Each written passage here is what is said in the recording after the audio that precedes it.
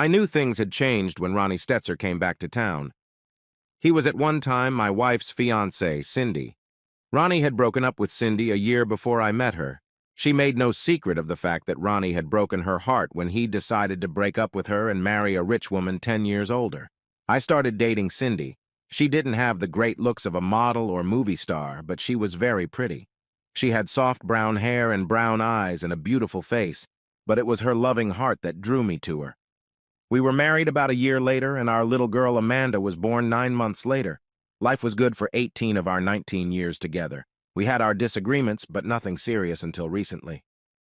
Usually, our disagreements came when we shared responsibilities. Cindy was the only child in the family and was spoiled by her parents. Over the years, however, she learned to keep her stubbornness in check. When our daughter was born, Amanda became my little princess. We were especially close, and our family was very friendly. However, over the last year, Cindy and I seemed to be drifting apart. I began to realize that we were doing less and less together. However, our lovemaking was very good, and we did it at least twice a week and more often than that. Cindy seemed happiest when we were cuddling. I knew she loved me deeply. I still loved Cindy, but in a different way. It was no longer like the hot, passionate love we had felt when we were first married. We were like two old shoes that had known better days, but fit together well. Still, I loved my wife very much, and especially loved the life we had built. When Amanda graduated from high school, the changes in Cindy seemed to accelerate. She seemed to be on the verge of a breakdown, and the closer it got to the time when Amanda would leave for college, the more uncomfortable Cindy became. I was now the chief of detectives for the sheriff's department, and I had 32 detectives under me. Since this county wasn't a high-crime county, the job wasn't too stressful. Cindy was still working as a dental hygienist. About a month after Amanda left for college, Ronnie showed up at a barbecue thrown by a couple, John and Ann Smythe, who were more Cindy's friends than mine. Nevertheless, John and I got along just fine, since he owned a security company, and we always had a lot to talk about.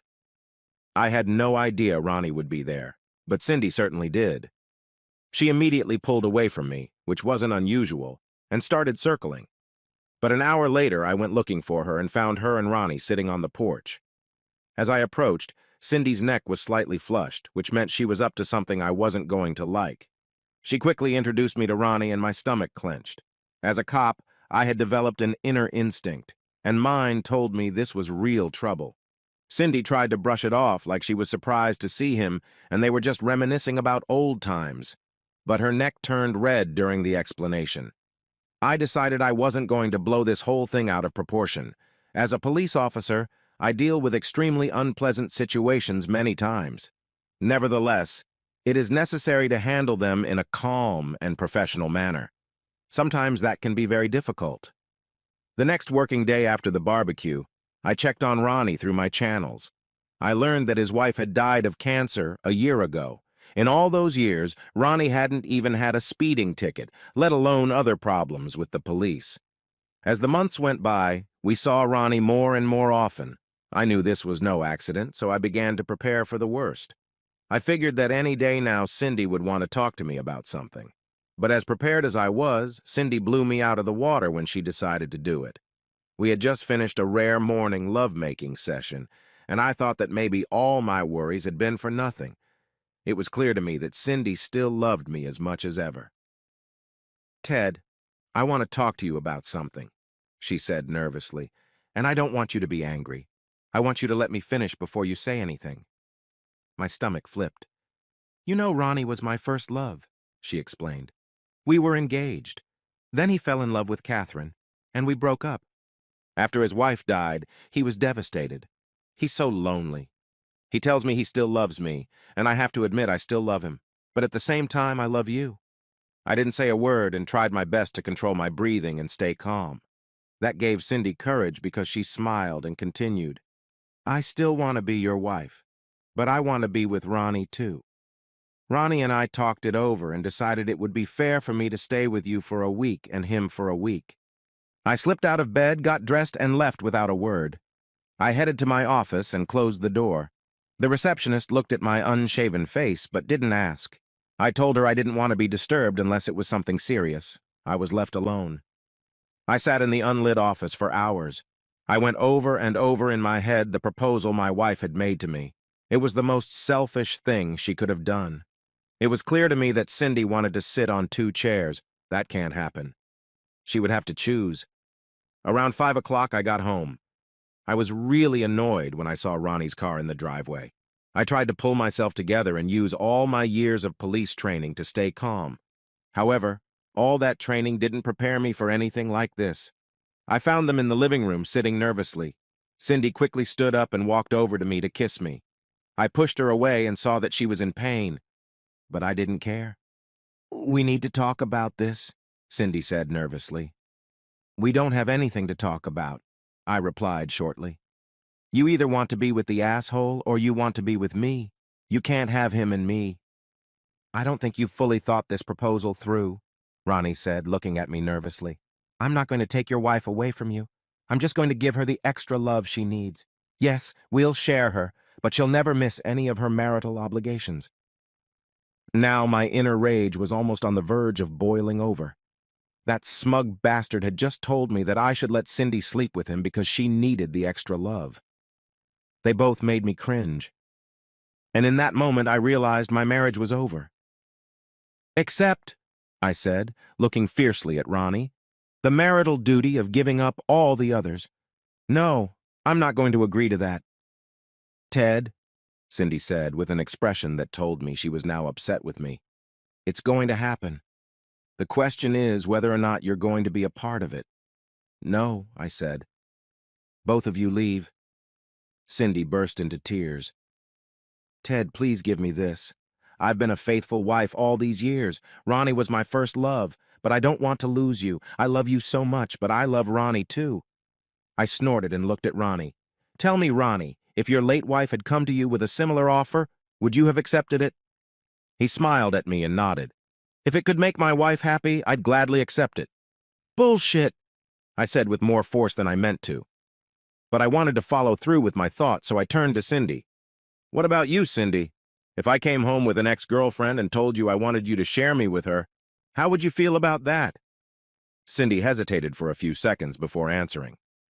"I'd probably be upset like you are right now, but in the end I'd agree, because I really love you and want you to be happy." "More bullshit," I said, shaking my head. "I'm going to contact my lawyer in the morning to negotiate a divorce. I think the division of assets should be pretty straightforward. The house only has a small mortgage. Once that is paid off, we will split the proceeds. Our investments, savings, and current accounts will be split. Amanda's college fund will remain untouched. There will be no alimony since you'll be living with the asshole sitting there. Now both of you please leave." Cindy was crying to the point of tears as Ronnie took her hand. Walking to the door, Cindy turned to me and said, "If you change your mind, I love you very much. I want you in my life." As soon as they left, the silence of the house came over me. I felt empty inside, but my years on the force had taught me stamina. I put the wound in the box and closed the lid. Then I went to my office and started making a list of what I needed to do. I knew exactly what kind of lawyer I was going to get. Her name was Sally Leone. She had a reputation as a real shark in divorce proceedings. She usually represented wives, and the poor husbands never knew what hit them. Over the years, our paths crossed. I helped her many times when needed. I looked over the list and realized there was one thing I hadn't done yet. I need to call Amanda and let her know what's going on. It broke my heart to have to tell my little girl what her mother was doing. It took Amanda a full 5 minutes to calm down so I could truly understand her. What happened next was a surprise. "That damn whore did this to you, Daddy," she said venomously. "All these years you've been so good to her, to us, and now she's stabbing you in the back. If she does that, I want nothing to do with her." "Amanda," I said calmly, "you're very upset right now, and I understand how you feel. But Cindy is your mother, and she loves you unconditionally. Don't ruin your relationship with your mother over this. We'll all lose if you do. Can't you at least wait a few days before you talk to her?" "What if she calls me?" Amanda asked. "If she does, I'll give her the full story. Please, if she calls, don't answer for a few days. Promise me you'll do that." Amanda reluctantly agreed to honor my request. Later that night, Cindy called me very concerned. She had tried to call Amanda but was unable to. I explained that I had spoken to her and our daughter was obviously upset. I explained to Cindy that Amanda wanted to calm down before talking to either of us about the subject. "I bet you turned her against me," Cindy accused me. "I bet you painted the most disgusting picture you could."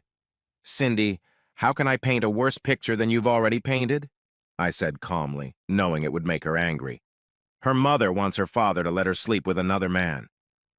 Before Cindy could say anything, I decided to tackle one of the items on my list. "Oh, now that I have you on the line, you should hire a lawyer." "Please, Ted, don't do this," she cried again. "It's killing me that you want me out of your life. I love you so much. Can't you give in to me a little?" "There's nothing to discuss, Cindy," I said, and hung up the phone. I took the next week off to focus on getting all the ducks in a row. But the nights were horrible. Lying in bed alone was unbearably lonely. I would wake up in the morning and reach for Cindy, only to remember why she wasn't there. The first thing I did was call Sally, but I was unpleasantly surprised when she told me that Ronnie had already called her. That bastard was secretive. He must have already figured out who the best divorce lawyer was, and now he was ahead of me. "Well, if I can't hire you," I said, somewhat offended, "can you recommend someone I should hire?" I said Ronnie contacted me. Sally snorted. "I didn't say he hired me. In fact, I told him you'd already hired me." "Wow," I said with great relief. "I really appreciate you doing this." "Ted, most men in this town think I'm a piece of shit," she said bitterly. "You're one of the few who has always treated me with respect. You're one of the few who has tried your best to help me. I've always appreciated that. There's no way I would ever turn against you. Again, I'm very grateful. You'll still have to pay my fee," she said with a laugh. "I really appreciate you, but I have to pay for the lights, too." "It's not a problem, Sally, and thanks again." Even days later, the phone conversation between Cindy and Amanda didn't go well. According to both, it degenerated into a shouting match with ugly names thrown back and forth. Cindy called me afterward, almost hysterical that she had lost her daughter forever. I told her I'd talk to Amanda and try to work things out, but it turned out to be much harder than I could have imagined. Amanda was angry when I spoke to her a week later. According to my daughter, she told her mother that she wanted nothing to do with her. Cindy would not be invited to the prom or wedding, and if she had grandchildren, she would never meet them. Now I understood why Cindy was hysterical. The calls from Cindy continued until the day of the divorce. She kept begging me to reconsider and accept their plan. I, of course, continued to refuse. After the divorce, the calls stopped and I tried to move on. Thank goodness I had a job. As chief of detectives, my schedule was pretty flexible. Over the next 6 months, I became much more hands-on. I was often able to point some of my new detectives in the right direction. That way, they didn't waste any time descending into obvious dead ends. I also began to review our unsolved cases. As a result of my efforts, we were able to close a long-forgotten murder case. It turned out that the victim's ex-boyfriend had done it. They always had the evidence, but they just didn't see it. For that, I got a commendation and a raise. Cindy and Ronnie got married about a month after the divorce. They wanted to buy my half of the house, but the thought of Ronnie living in my house turned me inside out. Ronnie threatened to go to court to force me to sell it. I told him to go ahead and sue. I was friendly with all the appraisers in town, and when I explained my dilemma, they all agreed to help. The appraisals were much higher than the house was worth, yet Ronnie didn't care. He paid a ridiculously high price for my house. It pissed me off, but there was nothing I could do about it. In the end, though, I liked the result. I got a lot more money out of the sale than I could have. The divorce went better than I thought it would. I have Sally to thank for that. Her analysis was so thorough that she found information that helped me. The down payment on the house was inherited from my grandfather. Thus, the amount was not considered community property. As a result, I received about 75% of the sale proceeds. With that money, I bought myself a cash apartment not far from work. Life goes on, but I'd be lying if I said it didn't hurt. All those years with Cindy, and here she decided I wasn't enough. I tried to go back to the dating scene, but it was even more depressing. Most of the women I dated came with a ton of baggage. Some of them were just plain intimidating, and almost all of them desperately wanted to get married. I, on the other hand, wasn't interested in marriage. I'd been down that road before. One night, about 8 months after Ronnie and Cindy's wedding, I was having dinner at a restaurant. I didn't realize they were there until Cindy sat down. I was surprised to see my ex-wife, but decided I wasn't going to be nasty. I looked around and saw Ronnie sitting at a table at the other end, studying the menu. "How are you doing, Ted?" Cindy asked quietly.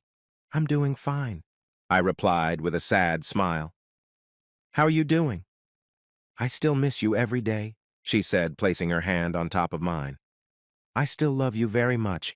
If you ever find it in your heart to accept Ronnie, I'd love to be with you again."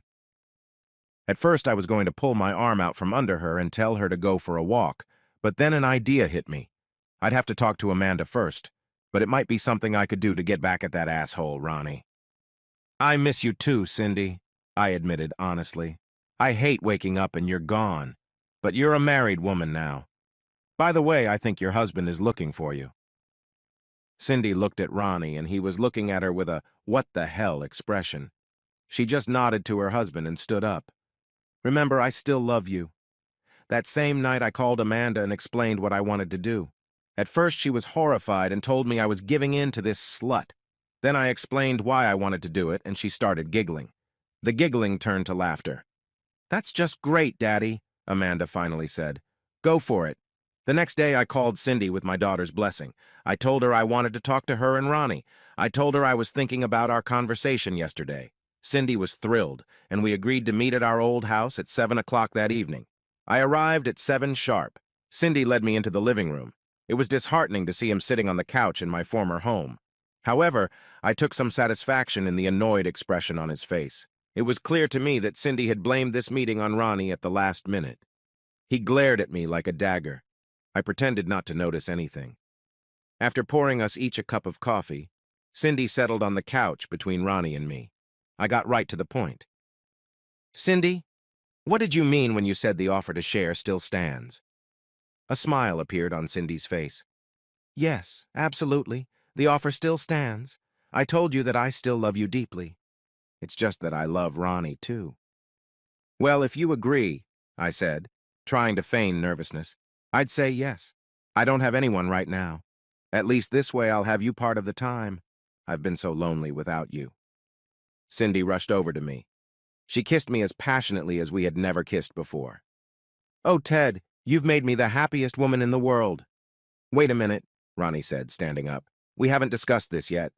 "It's the same thing you suggested," I told Ronnie calmly. "Yes, but still, Cindy, you and I need to discuss it first." Ronnie was very excited. "We've already discussed it," Cindy said, a little surprised by Ronnie's objection. "When did we discuss it?" Ronnie blushed. "Don't forget, we discussed it before we presented Ted with the plan. You said you were more than willing to share." Ronnie was discouraged by his own words, and there was nothing he could do about it. Still, he wasn't going to give up so easily. "I still think we need to talk about it." The thought of pointing out to Ronnie what a hypocrite he was on my tongue. It was the same deal he'd offered me, but now the shoe was on the other foot. He was the husband, and I was the ex. However, I decided to let this drama play out between Cindy and Ronnie without my involvement.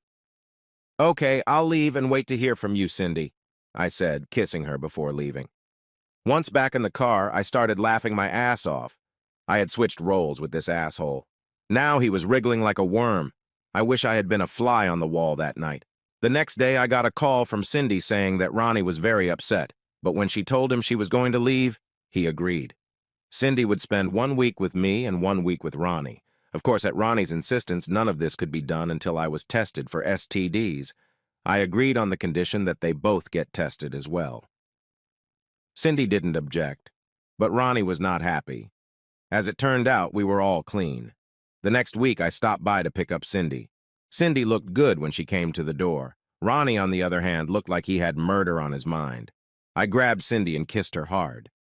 Then I grabbed her 2 suitcases and we walked out.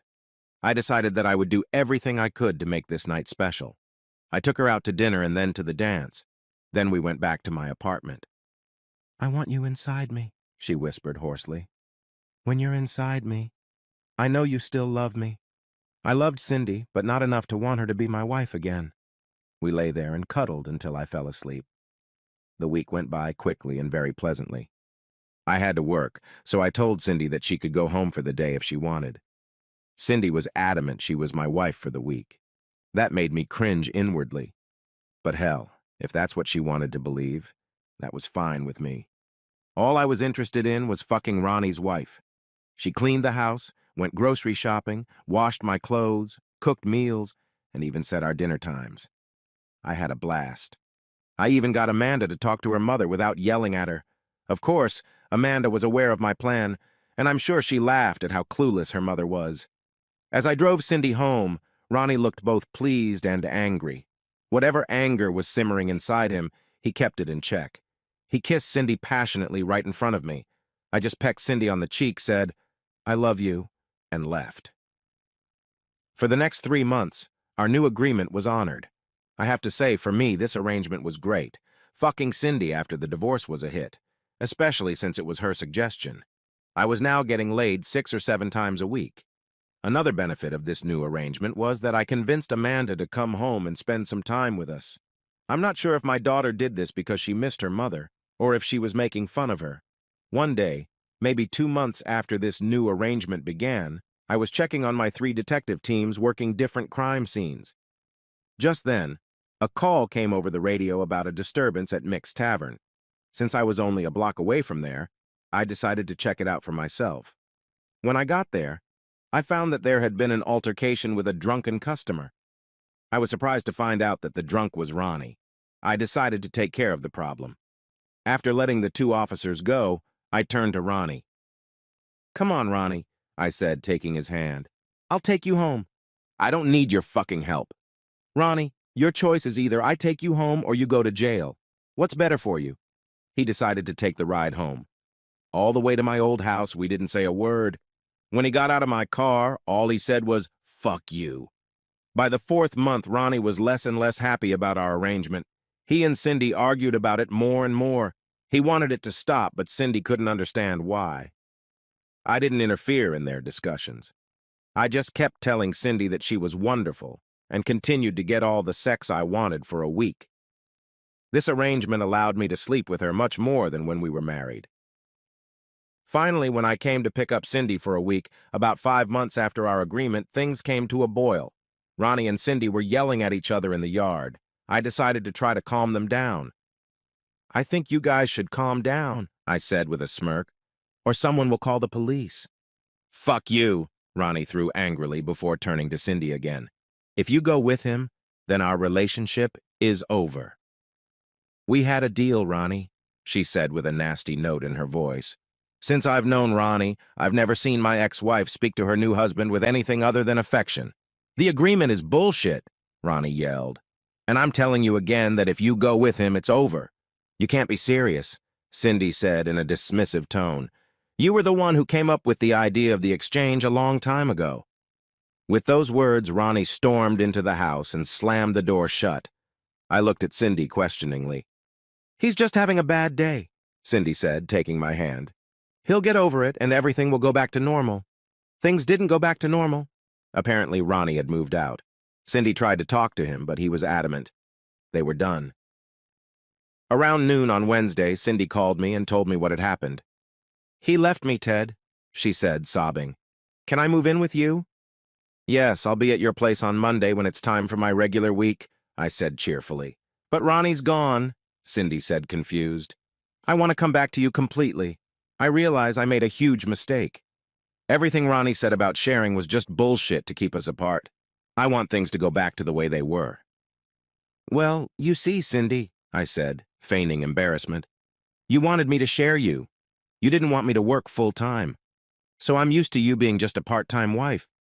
I don't think that's changed with Ronnie gone. So you still want me to pick you up on Monday?"